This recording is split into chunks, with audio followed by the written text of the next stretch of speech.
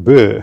Nyt ollaan täällä Petikon Teslalla ja meillä on tässä pikkusen ensi esittelyssä tällainen Tesla Model Y Performance. Tämähän on nyt ihan justiinsa muutama päivä sitten esitelty ja kävi myös ensiesittelyssä tuolla Electric Weekendissä, että joku on varmasti jo sen nähnyt ja täällä ilmeisesti Petikossa tätä voi käydä ihastelemassa koska tahansa.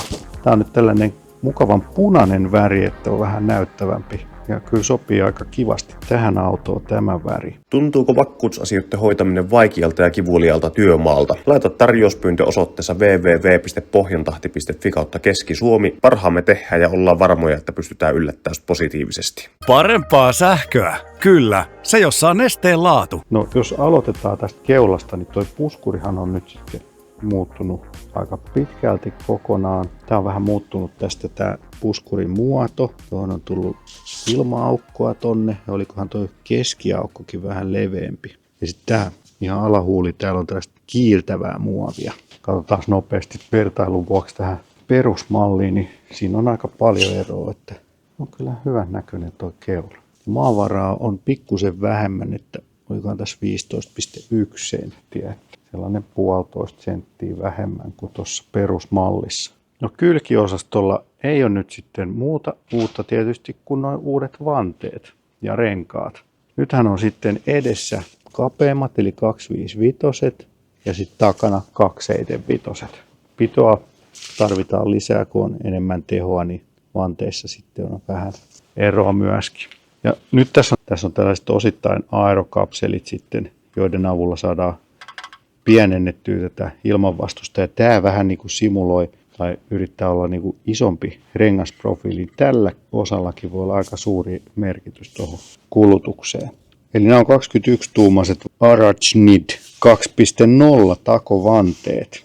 Olikohan Perfissä, niin saattaa jopa 17% pienentää ilmanvastu. Ja on myös uudet iskunvaimentimet säädettävät tai säätyvät. Iskunvaimennusta pystytään säätämään ilmeisesti joidenkin magneettien avulla sitä sisään- ja ulosjouston.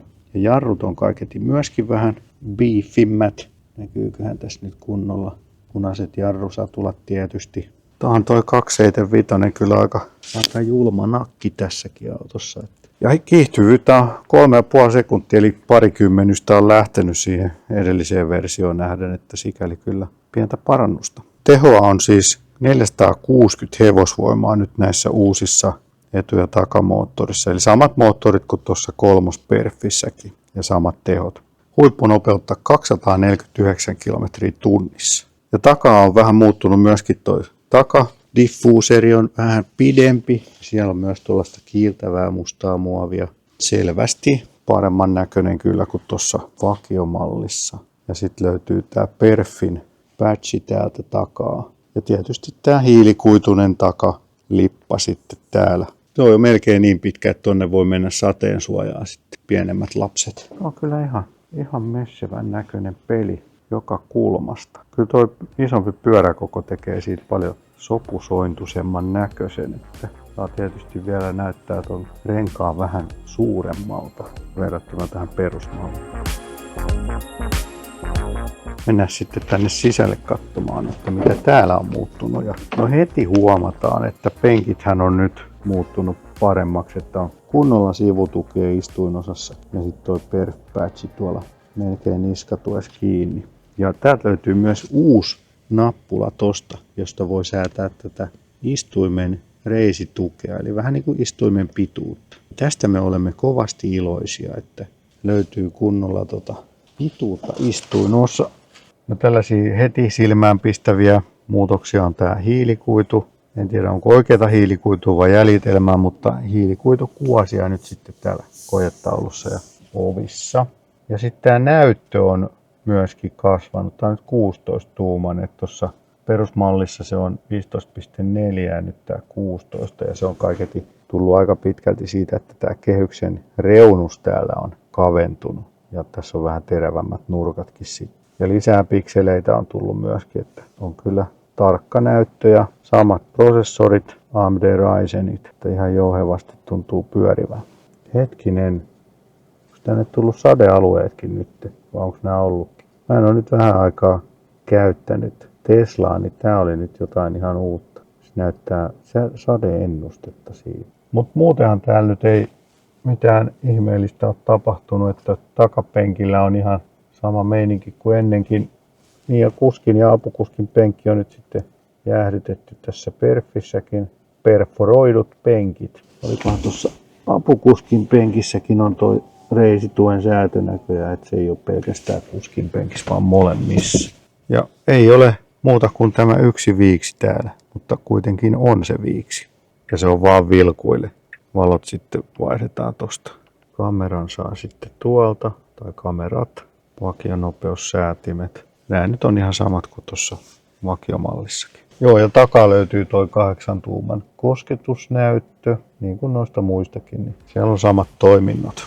Ihan kohtuullisen käytännöllinen performance-auto. Tavaratiloissa ei näytä olevan mitään tinkimisiä tehty, vaikka onkin uudet moottorit. Ja 250 kilowattia on sitten tuo huipputeho latauksessa. Edelleen se 400-volttinen systeemi. Painoa vähän enemmän kuin perusmallissa, koska nuo uudet moottorit ja vanteet. Ja voi olla, että penkeistäkin tulee vähän lisää painoa. Ja 8 vuoden 192 000 kilometrin takuu akulle ja 4 vuotta 80 000 tuo yleistakuu. Ja maavara oli siis 151 milliä, että se on noin 1,5 senttiä vähemmän kuin. Ja kulutus on aika lupaava, 16,2. Jos nyt otetaan joku muu vastaava performance-auto, niin saattaa olla vähän enemmän, että toi on kyllä aika lupaava. Ja range on silloin 580 kilometriä WLTP, eli voisi olettaa, että toi todellinen kulutus on sitten siinä 18 ja 20 välillä. Varmasti kun päästään koeolle, niin sitten se alkaa selviämään. Eli kyllä se 400 kilometriäkin sitten pitäisi aika helposti onnistua tällä. Performance-luokan autoksi varmaan aika pihi voisi kuvitella taas tässäkin kohtaa.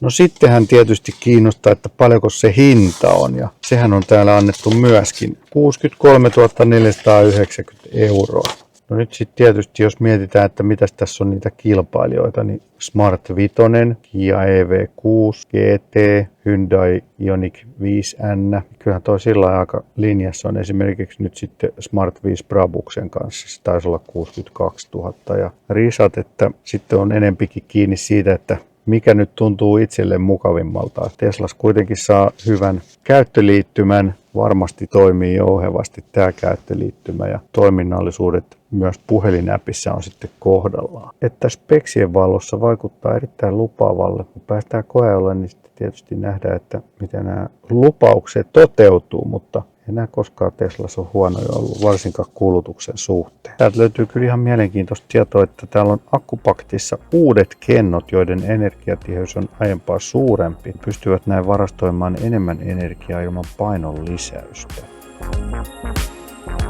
Siinä nyt pähkinänkuoressa sitten Model Y Performancen uudet featureit ja sitten ajettavuuteen päästään varmaan tutustumaan tässä lähikuukausi. Käy kommentoimassa, mitä sä tykkäät. Voisiko siinä olla sulle seuraava auto ja käy myös tykkäämässä videosta ja tilaa kanava, jos et ole vielä tilannut ja palataan sitten seuraavalla sähköautovideolla. Pöi pöi!